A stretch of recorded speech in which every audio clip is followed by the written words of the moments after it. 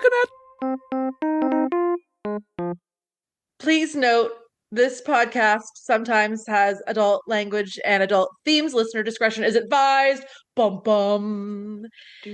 If you are looking for a Star Trek podcast that was done one way and now is coming at you with a new look and feel, If you're looking for a podcast that delves into the intricacies of warp core maintenance, ooh, what about a podcast that basically just lists off the steps necessary to build an IKEA dresser?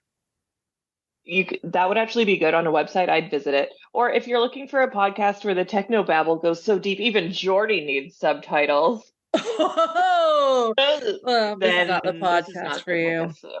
That's Haley. I'm Sarah, and we're here on our 50th episode of not that extravaganza. Hit it.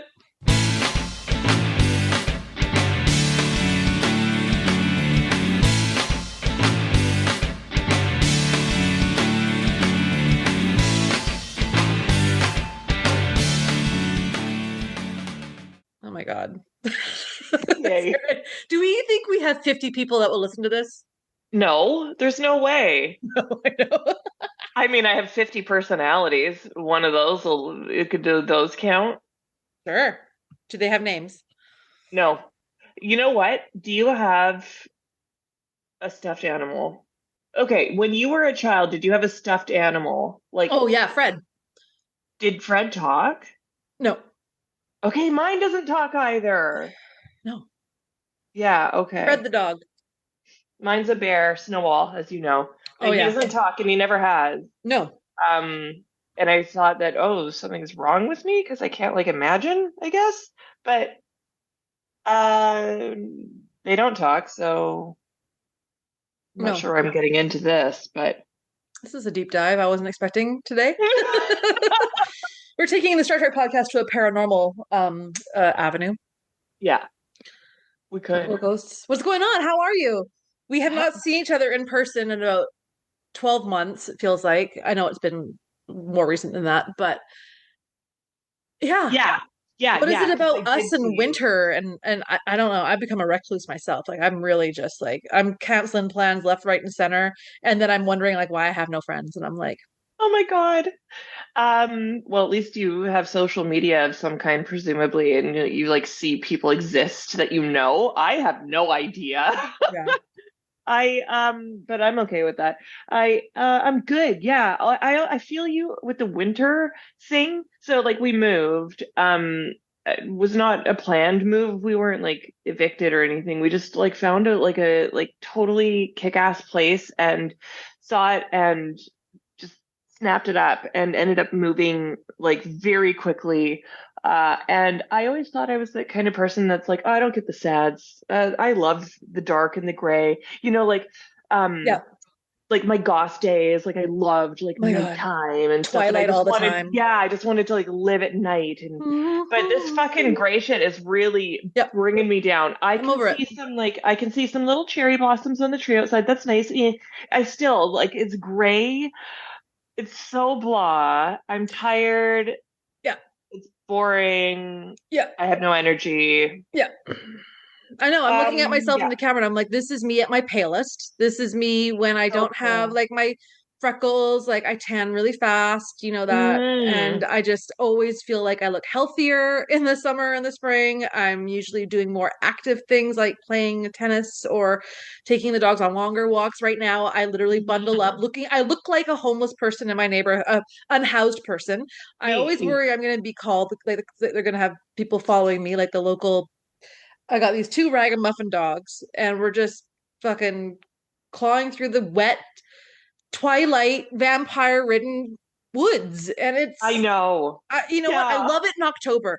I can't take enough photos of the fog. It's gorgeous because we've come out of summer and everything's dead and brown, right? Yeah. And then you get the one dump of snow, and it's really pretty in there. It's like a scene out of a Disney movie. But now, the yard is mush. It's just covered in dog shit. I don't want to go out in the rain and pick it up. The plants are all just teasing with 1 or 2 buds, but it still looks like the Addams Family in the backyard. It's just depressing. I'm so ready for spring. It's going to be the best spring summer ever. It is, and I keep saying that too. Like, I can't wait to see what this place looks like in the spring and summer. Like, Yeah. and I'm with you. Like, I also prefer the warmer days and sunnier days, and like my life is transitioned to an outdoor active person as well, and so like Yeah. I also feel like, oh, like, and same. With the unhoused sort of derelict, I at least I'm wearing an expensive jacket, and then I think, well, that doesn't mean anything. Like, I could have Yeah. just like snapped this jacket off of anyone. Yeah. Um, so that doesn't help. But Birkenstock sandals with like fuzzy like, I'm trying in this neighborhood. So we moved to a fancy neighborhood, except for the house next door. So John the other day is like, "Hey, look outside." I'm like, "Hey, okay." So I'm like looking outside. I don't see anything. I'm thinking that there's like a beautiful sunrise. He's like, "No, look in the backyard outside next door." And there's cops everywhere. There's a police dog with a ball waiting to like do his thing, and like two handlers totally like tatted up and stuff, and a policeman with a rifle, and I'm like, it's 8 a.m. This is a very quiet, yeah. And then like they just there was like six cop cars, took a guy away without incident. And then like since then they've just been like bringing in drywall and taking out drywall. So there must have been some sort of damage or something. But like the house is a rental. There's like a billion suites next door. But anyway, other than that, I feel safe. So Did you do any research online to find out what it was they got no, busted how for? can I find out? How can I Well, find isn't there out? like crime stats about like the types of crimes that are happening in your neighborhood that maybe it would somewhat give you like an assessment of if it is it drug related? Is it owning of like possession of stolen property, or was it assault, or was it? I'm gonna write it down. Look up crime. Yeah. Yeah, I'm not sure. Alleged crime. Yeah, I'm not sure. He was just like some small white guy, and I thought like with the gun presence that maybe there was a weapon, but it was also like they were just kind of like milling about If outside and drywall is being dealt with, that to me means damage of some domestic. kind, which Yeah. could be either, well, yeah, or it could be some type of like drug thing where it's like mildew and moisture is soaked through the walls in some sense, or That's true. Or it could be unrelated. But all this bodies is in the telling wall. me you and I should be detectives. I've been wanting And to be a detective since I was 8. I don't know as why I it hasn't said, happened just naturally. Why hasn't it just fallen onto my lap yet?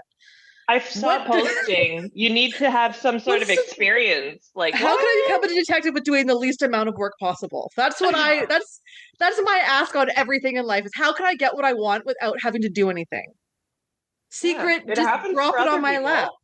It I want an happens for other email people. saying you've been randomly selected to be a detective. Congratulations, your uniform's in the mail. And I'll be like, Oh, this is it.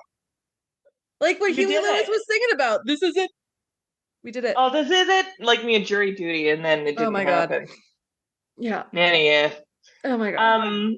Oh, can I tell you another funny thing that happened? Please. It's not a Star Trek Unrelated. podcast if we don't talk about not Star Trek. Okay, I have two more things to discuss.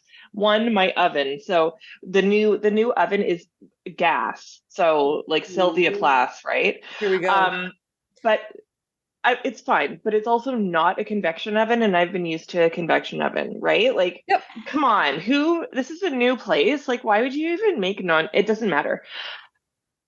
So like the oven, I've been like using it a few times, and it's like not, when you open it and it like melts your mascara off, and you're like, cool. That's not happening. Like I had it up at 500, which is the highest it goes, and still, I was like, something's off. Yeah, there was like a liner, like a foil liner that was supposed to be put on the bottom rack, but instead, whoever cleaned this place before we moved in put it on the very bottom of the oven, which actually covered heat vents that was put, so it was keeping the heat from even coming up at all. It was just a foil liner.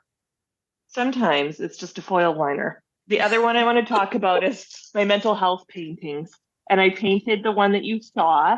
It's this one. Yeah. Look at this. I did this yesterday. It's a jellyfish. Whoa. It's Those are pretty pretty good. fancy. I What are you going showed to them do with to them? I going to keep them in a little envelopey thing and show them to my therapist. And I also show them to my work people, and I also call them mental health paintings. Anyway, um, God. We are growing so apart the older we get. You're taking care of yourself, and I am progressively getting worse. no, that's not true because this is the year of you, and it's just a shitty time. The year of Uh, you, like the show. EWP, like the animal. Speaking of shows, are you watching anything new or interesting or good? What's taking up your time for the boob tube? Yeah, are you ready? I'm Okay. I'm born curious ready. to hear what you have to say about this. The new season of True Detective. I've seen the first episode and I really want to get back to it, but Brad keeps falling asleep and yeah. So because we Fair just enough. watched the second season, the Okay, Vince Vaughn, Colin Farrell one with Rachel McAdams, and I really liked it.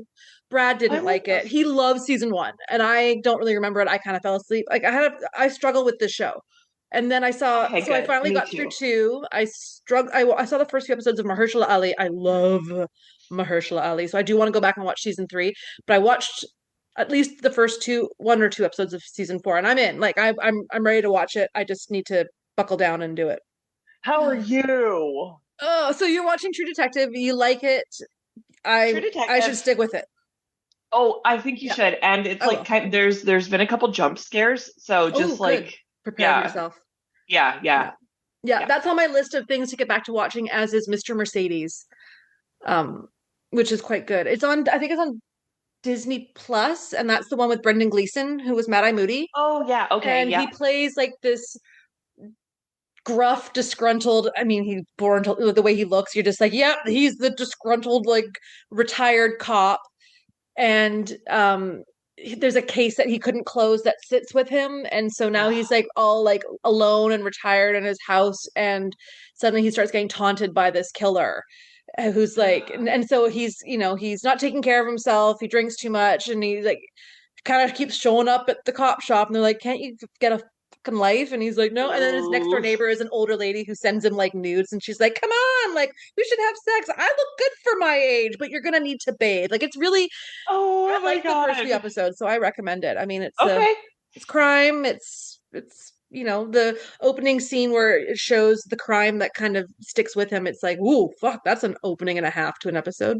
Interesting. Hmm. Yeah, some of the yeah. Yeah. So that's it. Cool. We've been rewatching Sons of Anarchy. They're just getting to Ireland, Oh, and we've good been watching one. Modern Family from the beginning, which we've never done. So that's been kind of fun. But Cool. yeah, we haven't really been in front of the TV much. We spent the whole weekend building furniture. We got a whole new bedroom set from IKEA. Um, and it's instead of having like that dark wood brown color, now we have white, which is great because it's like brighter. The lighting in our bedroom is really dark to start. So new Yeah. white dressers, new white side tables, new white bed frame, and then we ordered a new mattress from the Brick, and apparently it's the Rolls Royce of mattresses, and it's king size, and it was half price, so we got it. Luxury plush, which is Luxury apparently the plush, last thing I should have for a bad back, but I just sunk into it and I was like, I don't give a shit. If I die whatever. here, whatever. Room for We the got a dogs. firm one. It's Yeah. pretty firm, medium firm. Yeah. But yeah, it has room for the dogs. Yeah, I know. Like it's so funny to be in a king size bed and I like reach over. I'm like, where is he? He's like far No, away. I can't wait. I can't wait. So, yeah, that's it. That's all. I don't think there's anything else that exciting going on. It was 1 year ago, like last week, that Picard season three came onto the TV, and we discovered the world of the Titan and Captain Oh, Liam Shaw. so So I'm excited good. to. It is so good, and I guess we should start talking about that. But before, maybe we should talk about our sponsors, fan sets. Sure. Folks, we'd like to take a moment to thank our friends at Fansets for being our presenting sponsor. They are working hard as always to produce amazing Star Trek pins for all of us collectors. They have hundreds of officially licensed pins and more coming out all the time. I went to the website today to take a look and see some of the new stuff, and they've got Captain Freeman with glitter, Kirk version 2 micro crew pin, animated series Delta pins, and some really cool Discovery Terran Empire pins that have like the blade going through it. There's some of Ooh. them are magnet. They're super slick. So get over there, find out what you like, put it in the electronic shopping cart, use Trick Geeks code for 10% off your order. Do it now. Fansets, our pins have character. Quite literally. Quite literally. Oh my God. So we did do something slightly different for this Yeah. season, right? Like I kind of came up with the idea of let's do like a really good review of the episode, but we'll stop and then we'll discuss instead of doing a synopsis and then after just being like, yeah, I liked it. Yeah. Which happens sometimes. Sorry. So I'll get us started. Okay. I did remember, and as I sat down to like rewatch episode 1, I was remembering when it aired. Like I got the screener, so I got like the first 6 episodes early, and I Right. binged them, and I was like vibrating. I was so excited. Like I don't know what it was because I wasn't really that impressed by season 1 and 2. Like they were fine, and they had great moments where you get some of the people like back, and you're like, oh my God, it's a Riker, and it's. But this one, the build up, knowing that the entire crew was coming back together, I was like, this is going to be good. And then as soon as it opens and it's got that music by the Ink Spots, I was like, oh my God, I love it. It's perfect. This is all I need to see. So, anyway, here we go. Part 1, the opening. We're on a ship looking at a variety of objects, some of which are recognizable from previous TNG episodes. We hear Picard's voice, see a hypo spray, and then the Jack Crusher container, the name of the Doctor's dead husband. Red alert is on. Bev is there looking flawless, and she says they found us, and she's hiding from something. And whomever is with her on the ship just got locked away for safety. I'm assuming. The gun phaser in hand, our Bev is in combat mode like we've never seen her, and frankly, it's exhilarating. Gates is beyond talented, skilled, and gorgeous, and you can tell she has a history of dance. She's so elegant in all of her movement. She's she's hit with a blast, and stuff is getting destroyed, and these weird bird-like humanoid aliens try and get her, but she's good. She knows how to handle her shit, and sure enough, she kicks serious ass while her hair blows back from the wind machine. Then she's injured. More ships are coming, and she gets out a distress call to none other than her main dude, Picard. She blasts away, and that is the opening to season 3, my friend. What an opening. What an opening indeed. And I was sitting with the same kind of anticipation as well, like because you lent me the Blu-ray discs. Thank you. They Right. survived the move. And I don't know, like just she is so cool, and like we never knew what happened, and then here she is, and she's like killing a dude. Yeah. Like it is what you've got my attention, Beverly Crusher. Yeah. Yeah. Especially because with the first 2 seasons of Picard, obviously we know what Picard's up to.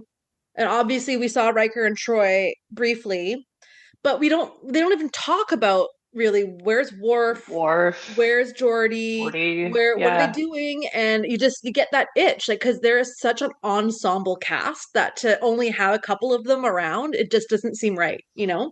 And so for this one, it's like we're gonna get answers because that was some of the teasers that were being told by Terry and some of the other writers and people is that we're like, no, we're not just gonna like bring them back just to bring them back. Like we're gonna give you some like serious like backstory, and it's like yes, it's like this extra season of TNG that we all wanted. Yeah, I mean, if they wrote for Gates like this back in the TNG episodes, could you imagine like Dr. Crusher being so much more of a tough badass? That would have been dope. Like, I would have loved to have seen that. It would have been amazing, especially for the 90s. Like, you know.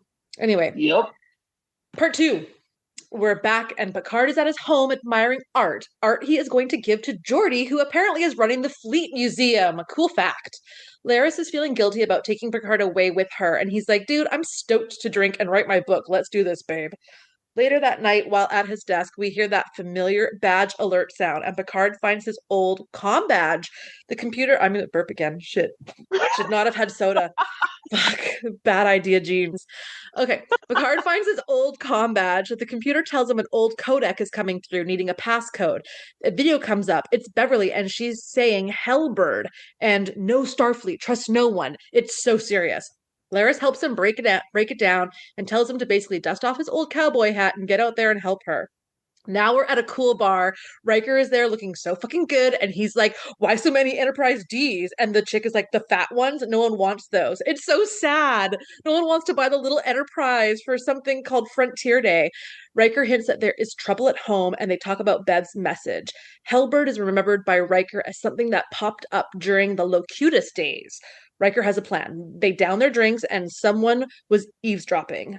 Now we are at Metalis Prime and someone is walking around a sketchy part of like a downtown that looks like my worst nightmare.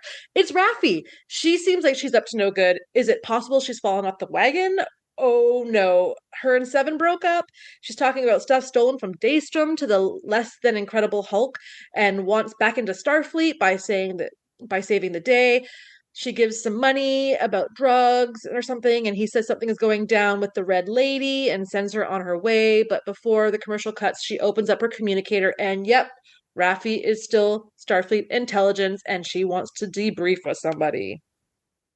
Whoa. I still remember like watching that episode the first time and like as Raffi like kind of gets out from the hustle and bustle behind her, John kind of goes, "Hello, Starfleet, it's me. I'm still undercover." And then like that's exactly what so good.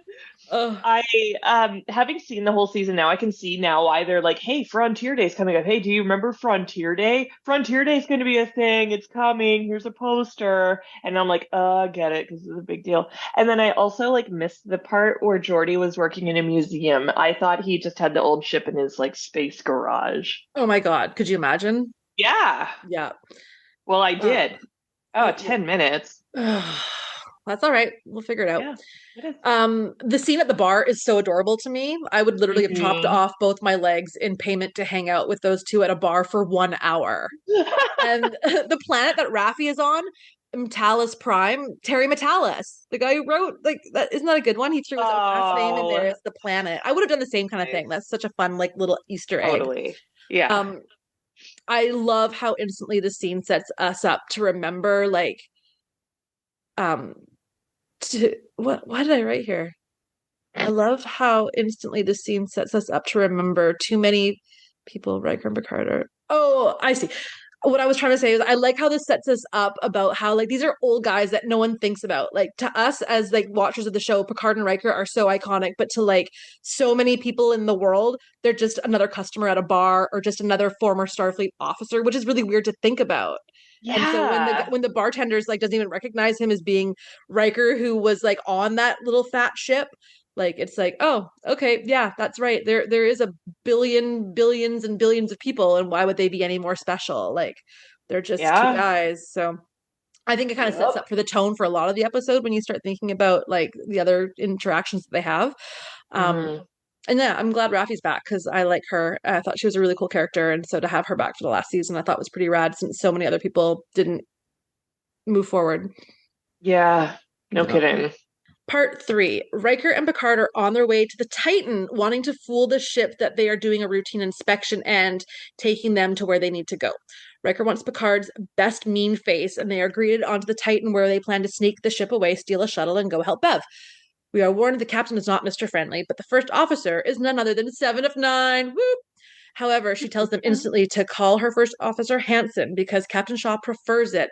Ooh, this is not a good start. I remember hearing that and instantly being like, who the fuck is this guy? Yeah. They walk down past the staff standing at attention. We get a glimpse of the character actor Chad Lindbergh from the Fast and Furious, among many other things. And instantly I'm thinking, he's up to something. He's kind of a big name character actor. What is he up to? Seven says dinner with the captain is tonight and to lower their expectations. Whew. And they enter the bridge and it's kind of dark, but I like it. It's badass looking. That new ship smell, classic Riker. A doe-eyed, excited young ensign stares from a distance, and it's Sydney LaForge. It's Geordi's daughter. Whoop, whoop. What a fun surprise. Riker, in classic adorable dad style, embarrasses her by telling everyone her name was Crash LaForge, and we get a glimpse of other bridge staff, and I spot the Bajoran, played by Joseph Lee, who I really like in the show Beef.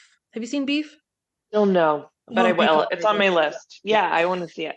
Hansen takes the ship out of dock. The music is perfect. Everything is movie quality, and it makes me almost want to cry. We get a classic moment of the old guy not keeping up with technology.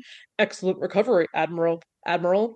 Shut it, Will. I mean, this is what we've been waiting for. Adorable banter, brilliant writing, and now green steak with Chopin Nocturne in the background.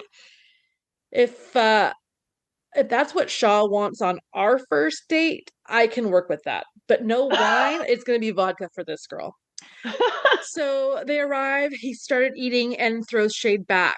Your reputations precede you, and he prefers Malbec. Ouch! Like, Shaw is aware of who these two are, and he is not holding back. Fart. Fuck. I closed my fucking page. Fuck this. It is, and I got the fucking time running out blocks blocking me. God, what is up with? I'm the old person who can't get down with technology. Who are you, Jean-Luc Picard? I am Jean-Luc Picard. My God, Admiral Jean-Luc Picard. Every day, all day, every day. So Shaw is aware of who these two are, and he's not holding back. He tries to ensure that all will be dull and boring, no big explosions like they're used to. They tell him their plan, and he's straight up like, no.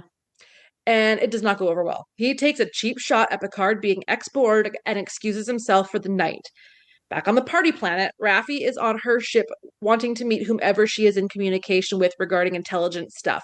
Raffi is told she's a warrior and to find the Red Lady. Lady, what do you have to say about it? I prefer Malbec. When I watched that scene, when we're introduced to Captain Shaw, I was like, pardon me? Who are you? Like, do you even know who these guys are? I was not having this nonsense from him. I thought he was rude. I thought he was not fun. I thought he was closed off. But knowing what I know now, and I know that we're not really supposed to talk about that, but whatever. Yeah. How he even managed to be eating at all, let alone being in the room with Picard. Yeah. Like, I have so much more respect for him that he actually just kind of played it pretty cool. I, as a rule follower, I should be on his side. I also am no nonsense and don't like when people don't follow rules. And who says that these two, captain with no chair and an admiral retired, congratulations, have any say in what they should be doing, which is request to go really far away in an unsafe area. And then I also find it weird that Riker and Seven didn't meet until now, but whatever. They met a lot of times. That's a surprise. Hey-o. I just remember when that scene took place with Shaw, I was like, this guy's a fucking asshole. And I love it because it hadn't been in years that a new character provoked a reaction from me like that in Star Trek. And the fact that I was instantly like, who the fuck does he think he is? And then I was like, you know what? Like, fair. Like, if you were a rule follower who wants to have a good career and not get people killed, you'd be very aware of the rebels that were out there. And there is no doubt that those two caused some shenanigans back in the day. And you wouldn't want any of that on your ship on your watch. And so, sure, he does it kind of rude, but I was like, good on him, because no one challenges them like that, because all of us are in love and doe-eye and worship these characters, that it's like, not everyone's going to. And I thought that was just a really smart way of introducing a new character. So instantly I was just like, this is awesome. Like, sure, he's being a dick, but I'm like, I'm engaged in this, what's happening, right? Totally. It's just real, and it's really realistic about how people can be, especially, I'm guessing, in a military kind of world. Yes. I mean, I can only imagine it was such a cool place to be on set that day for filming that. Like, how many times did they shoot that scene? Like, yeah. He doesn't love jazz music, but I can still see past that. I absolutely love Shaw. I can't believe I didn't fall for, like, we don't know what we know, but like the use of the word warrior, Raffi being told she's a warrior, I should have realized like that was a little bit of a hint. You know what I mean? I was still looking for the chick that, like, didn't she become the ship and the Borg queen? Alison Pill's character. Yeah. So I was like, I don't know who's talking to her, but yeah, like, it totally makes sense. Yeah, hindsight's 2020, as I like to say. As you like to say. Yeah. All right, we're gonna close Zoom and we're gonna take a couple minutes, bathroom break, figure out your shit, and then I will add you break. Okay, sounds good. Bye. Bio break. Okay, bye. All right. Part 4. This is utterly humiliating. Riker and Picard are sharing bunk beds. It's so brutal, but it's also fucking hilarious. Picard talks about the last time he saw Beverly, and it was not good terms, and no one has seen her in 20 years.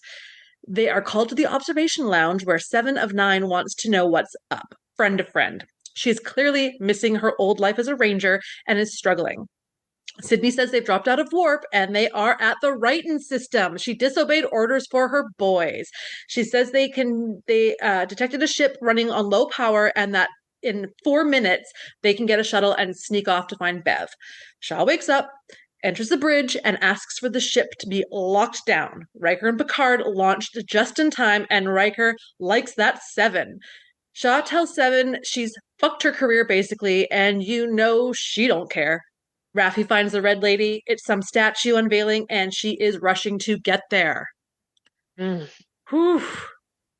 The fact that 7 was like, yeah, I'm just going to do this. I don't know. I appreciate it because she knows Picard and there's got to be a good reason for him to want to go out there. Like, she's really, trusting him here. But I also totally get Shaw's point. This is not an Uber. This is a starship, and you are not allowed to just take it off course to a galaxy far, far away. Not allowed. Taking it to somewhere that's on the edge of right on the neutral, like on the edge of Federation space. Like, fuck you off. Fuck up. Like, what you are you don't doing? Just kill yourself. You kill a ship full of people, innocent people. Also, I'm not going to ask this question because it's Picard and Riker, but don't they have any fucking resources? Don't they have, is this the only option they had? I know there would be no show without it. I know. Just talk to Geordi. He's got a whole bunch in the museum. Yeah, doesn't he work at a museum full of ships? Yeah. Got enough room for you guys. No. It's fine because it's the show, the premise, but I know. Yeah. But what a power move, putting them on bunk beds in that room. That is such a fuck you power move. I would have done the exact same fucking thing if I was Shaw. Yeah. Did the best I could with the yeah. Oh, just mwah, so good. And then it's the little things that in this episode that made me so excited for the next episode. It's the little things. It's the banter. It's the humor. It's Riker having to get up to pee all the time in the middle of the night. That is so real. And it's such a thing. And it's the fact that they just kind of touch on it. It's like they're making fun of the fact that yeah, we're old. We know we're old, but we're here. Totally. Yeah. And I love it. Yeah, it was so good. Okay. Part 5. Raffi arrives at the planet to help save the day, and it's too late. The center is destroyed. It collapses and then falls from the sky like it was picked up and dropped. Picard and Riker cruise through pretty clouds to find Bev. They find her ship, and it's damaged all to shit. Life signs, 1 for sure, maybe more. Your hands are stiff, my knees are killing me. Riker is honest and blunt and hilarious in this first episode. More of this always, please. They make their way on board and music is playing. Super eerie, a compilation apparently made by Picard himself. Aw, mixtape, that's real love. They see the phaser fire, keep exploring, and Picard finds her life bucket thing, while a young guy points a phaser at Riker. He drags Riker into the room and has Riker hostage, and Picard is there to save the day and help, and he lowers his weapon, Picard is there to save the day and to help, and so he lowers his weapon, and so Riker hits him, disarms him, and he announces that he is in fact Bev's son. Wah, wah, wah, wah, wah. And it's not Wesley. The ship slams around, the aliens have found them, and the warp is offline. The sun says they are being hunted, and on screen they see the big scary ship, the Claw. It looks like a claw. It's badass. And that's where it ends. Oh my god. What an episode. I know. Okay, first of all, when they get on the ship, and he's like, this is from a mixtape I made Bev. Are you sure? Are you sure she's not just listening to that song? And that song is part of a different compilation, like Now 3 or something. Anyway, I had Now 3. The claw ship is so badass. It reminds me of Nero's ship from and it looks so hardcore. It also reminds me of the structures that they're trying to on Earth right now, that they're trying to figure out what to. Oh, Jack, so cute. That's how I sleep too. It reminds me of the structures they're trying to build to warn the future generations. When I wrote this down, I wrote lol, because I also don't think that the Earth is going to be around for very long, about the underground nuclear waste that we're burying. And so they're trying to like build these structures that will speak to people who may not speak our language or any language. Don't go here. And that's what that ship reminds me of. Jack being British does not give you even a half a second to think that this is not Picard's son. It's like, it's him. You just know. The thing, and Ed Spielers I thought was fantastic. I am a fan of Ed Spielers. I've liked him in other things like Downton Abbey. I was really excited. But I have to be the bitch. I'm going to be a cunt here. And he does not look like he's 21 or 20. Like we're Oh, supposed to not at believe that all. we're supposed to believe that he's really young because it's been 20 years since they've seen Bev. Right. So she obviously got knocked up and took off. And so we're meant to believe that he's 20 or 21. And it's like, I get it. Certainly I not. can't pass for 21 either, sweetheart. I know, but that kind of throws me off. But it's so different than like Harry Potter. Like Sirius, Remus, and Snape are all supposed to be like 32. I'm like, really? You got 65-year-old actors here. Like, they're great. I love it. But if you want accuracy, Jack, stop crying. He's like, I know, I can hear him. I can hear him. He's like, listen to me. I have something to say about this episode too. Oh, anyway, never ending. Yeah, I agree with all the things you said. It was a great first episode. It's still it fine. locked me in instantly. I mean, you have the humor. You get to see Riker already. You get to see Bev already. You get reference to Geordi. Raffi's there. You meet this new 7 of 9. You meet this new character Shaw, who's fucking hot. I'm sorry.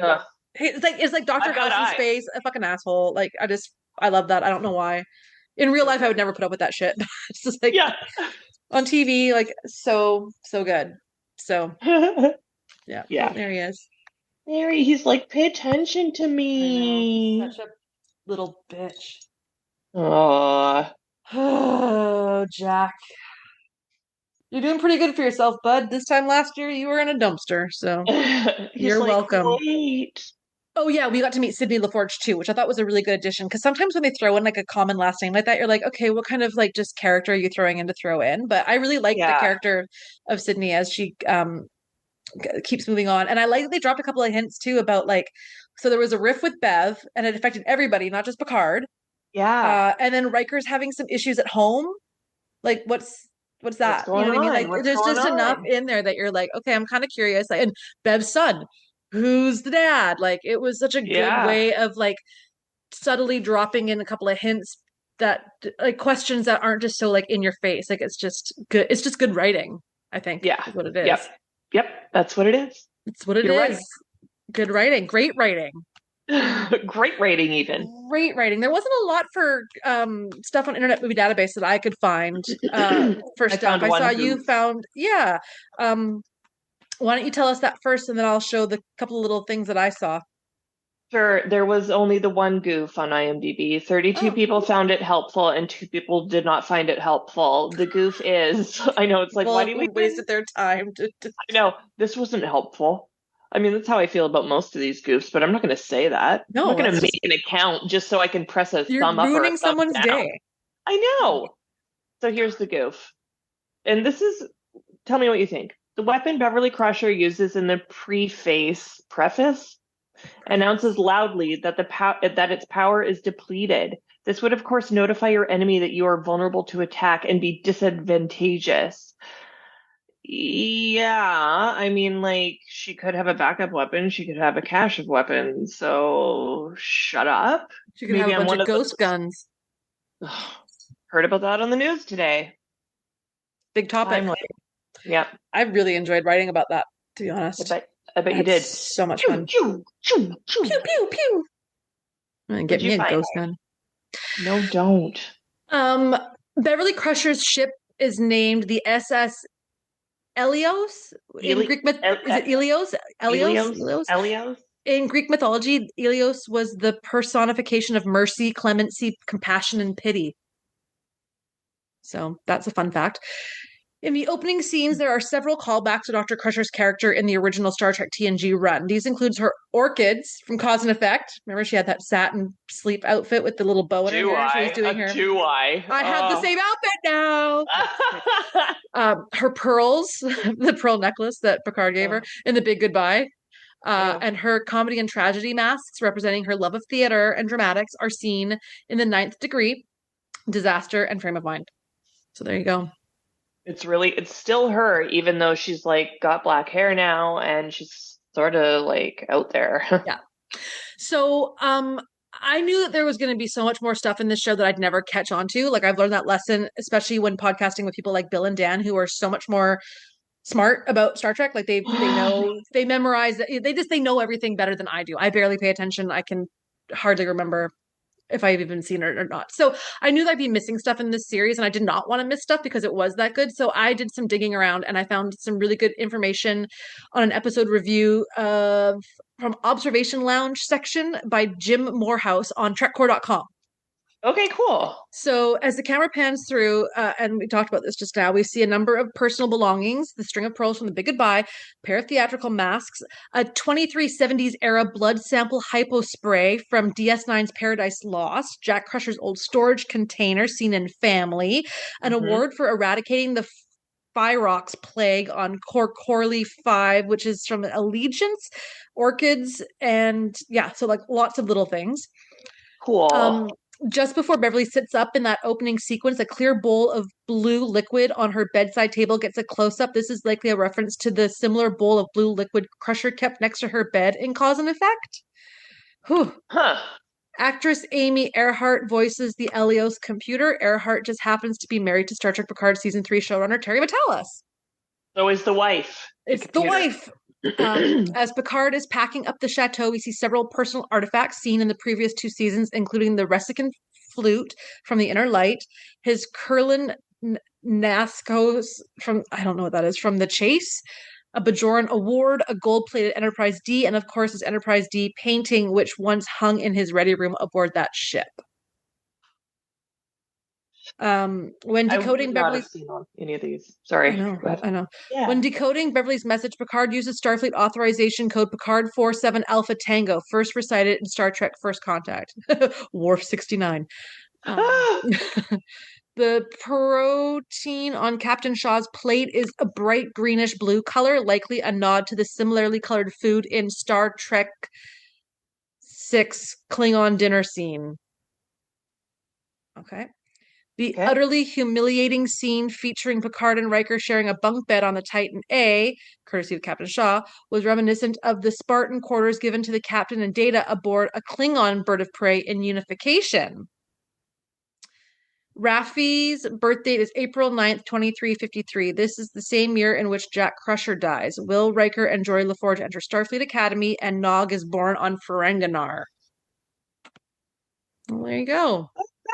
Cool. Those are some serious, like, someone took notice and saw some cool shit. I'll be excited to see what else I can find. Maybe there'll be some more articles written by the same person on TrekCore that will speak to the next episode. That. Yeah, I could use all the help I can get, so. And I like those Easter eggs because I'm like, oh, that's really cool. Like, totally. I talked about this. I think I talked about this a few episodes ago about like the real rabbit hole I went down with all the Tarantino.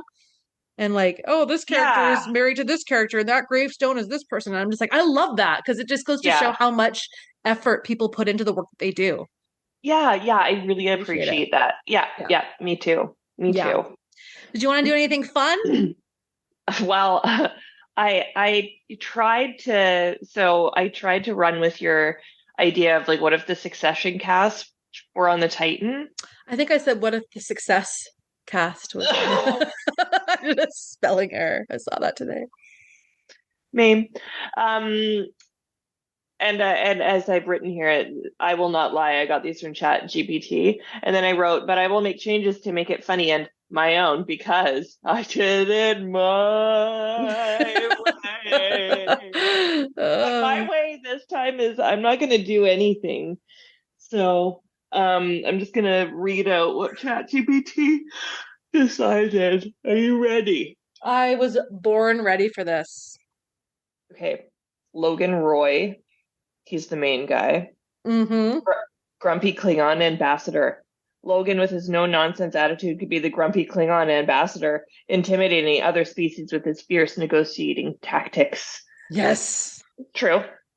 Kendall Roy, hipster Vulcan barista. Kendall, always trying to be on the cutting edge, might work as a hipster Vulcan barista, experimenting with new blends of Vulcan coffee in the ship's lounge. I can't imagine him like not on a quest for power, but there you go. It's Star Trek, so it's a little different. Roman Roy, holodeck stand-up comedian. Roman, known for his humor, could entertain the crew as a holodeck stand-up comedian, testing his wit in virtual comedy routines.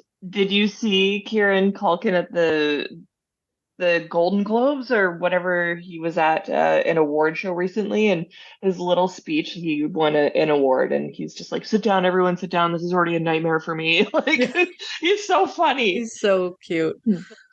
Shiv Roy, alien species fashion critic. Shiv, with her keen eye for style, might be the ship's alien species fashion critic. You know, that role that we all covet so much. Offering These are nothing like their characters. No, this is like Chat GPT. This is bad.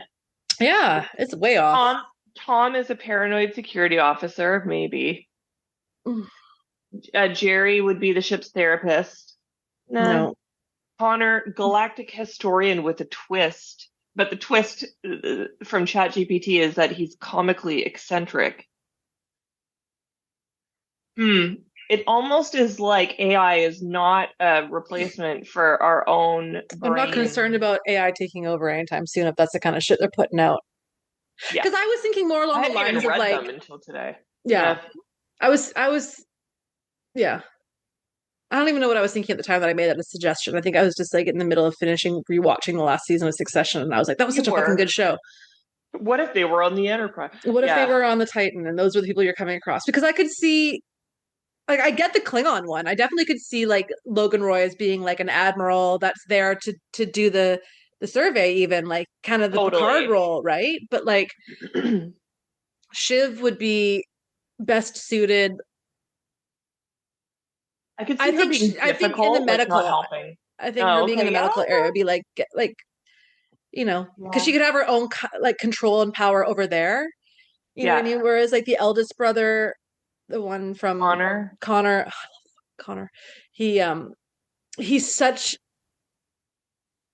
like he'd be the one who would be like trying to like take the onboard android and use it to make himself powerful, but it's so like corrupted, and he's just so desperate to be like, look at me, and he'd be like always like trying to like, he'd be like Barkley in a way of like this nervous, awkward, like trying to do something and gets himself killed.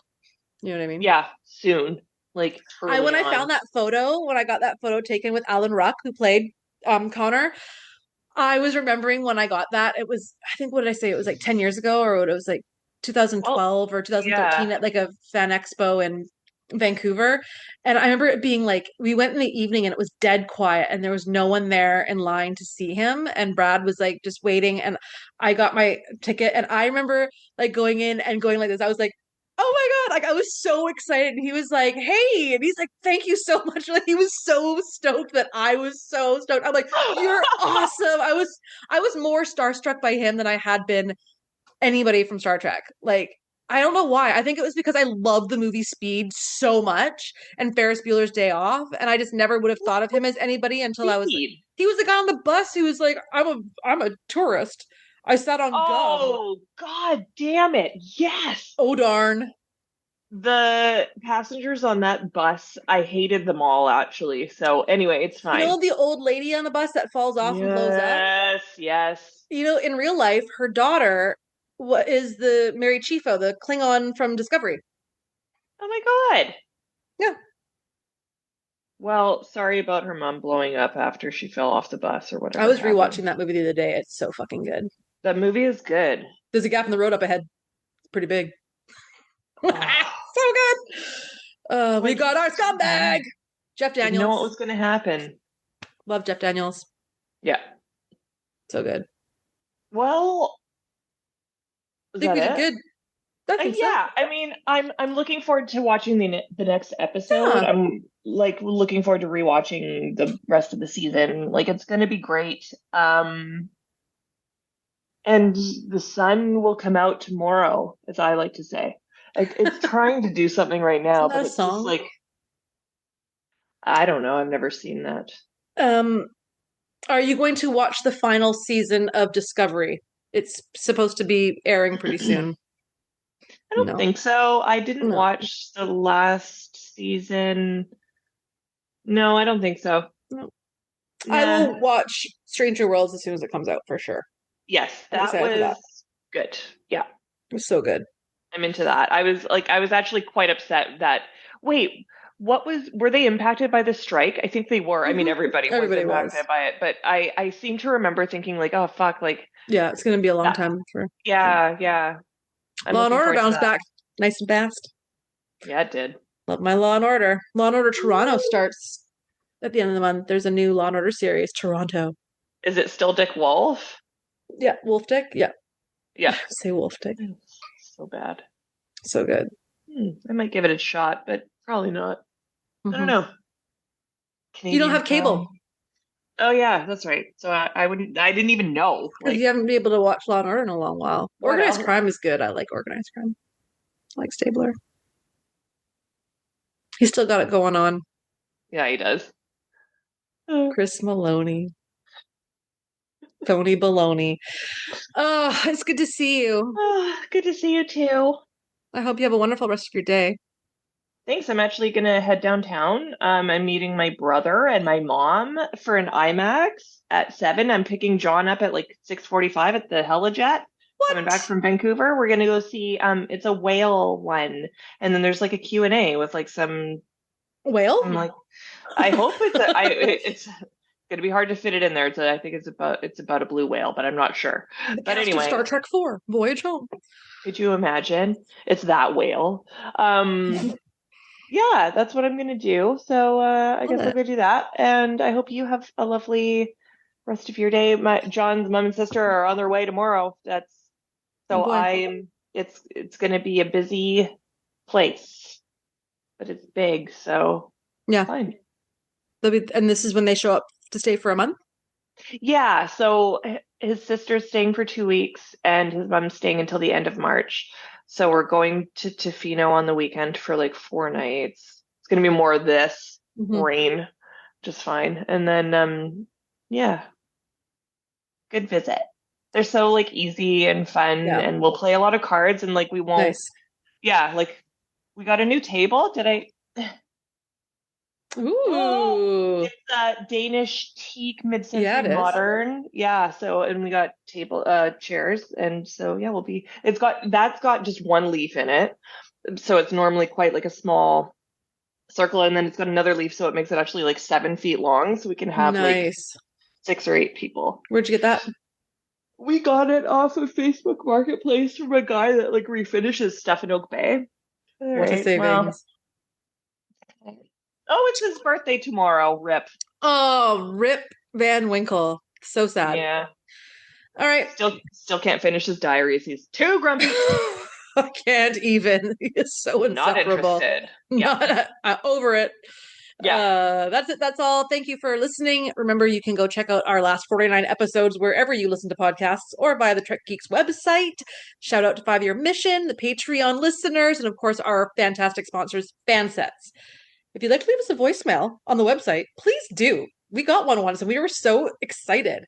Yeah, it was so cool. It was the best thing ever. Check out all the goings on via Trek Geek social media. Like there's links on their website. They're on Twitter, X, they're on Blue Sky.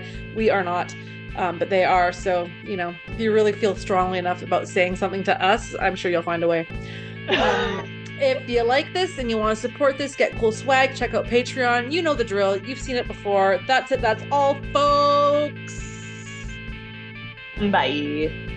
Bye.